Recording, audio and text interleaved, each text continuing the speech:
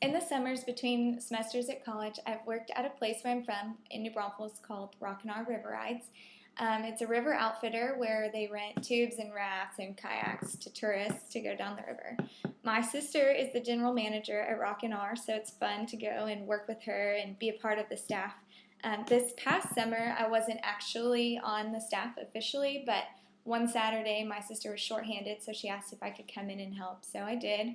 This Saturday that I was working, we expected a small crowd because there was a big chance of rain, but it actually ended up being extremely crowded, and we had probably 1,500 people come through that day.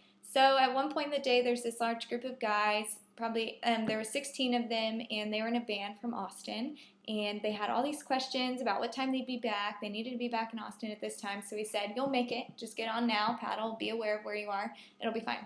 So the day goes on. It's like 4 o'clock. They come back, but they're missing 2 guys, and they say, we can't find them. They'll probably resurface.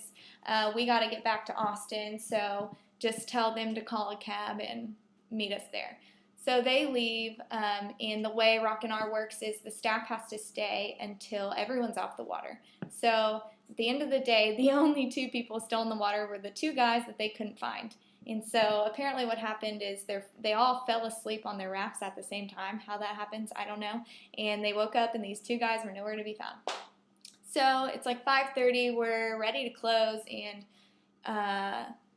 we're still waiting on these guys. So then it starts to pour down rain, and the river rises extremely fast, and it starts to flow really fast when we get a lot of water in it. So we can't find them, and about 9:30 comes, and we're kayaking up and down to see if we can see them. It's still raining. We're like doing Morse code, SOS. My parents live on the river, and they're looking for them too, and we can't find them. We've called in some friends too who are guides on the river to look for these guys, and they're nowhere to be found. So we're starting to get really frustrated because it's nearing 11 o'clock already, and we still can't find them, and it's kind of scary to know that you're liable for these lives, and we have no idea where they are. So the fire department had already been involved because we had to report it.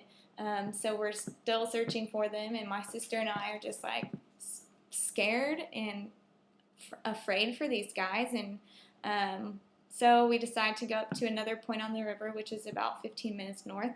And we drove there. We stopped at a Shell station just to get gas, and there are some guys sitting on the curb there, and they looked like tourists. They're in swimsuits and just lost, completely lost. And so I asked him, are you guys lost? Thinking there's no way these guys are there, but maybe.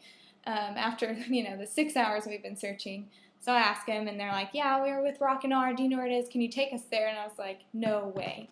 You're these guys that we've been searching for relentlessly all day. And one of the guys, he was younger, he had tears in his eyes, and he was so thankful that we had not stopped looking for him this whole time. And it was really special to get to bring them back home, even though it wasn't like they'd been abducted or whatever. But knowing that we had stuck at it all day had just changed their outcome was really special for us, and it was really gratifying to get to do that for them.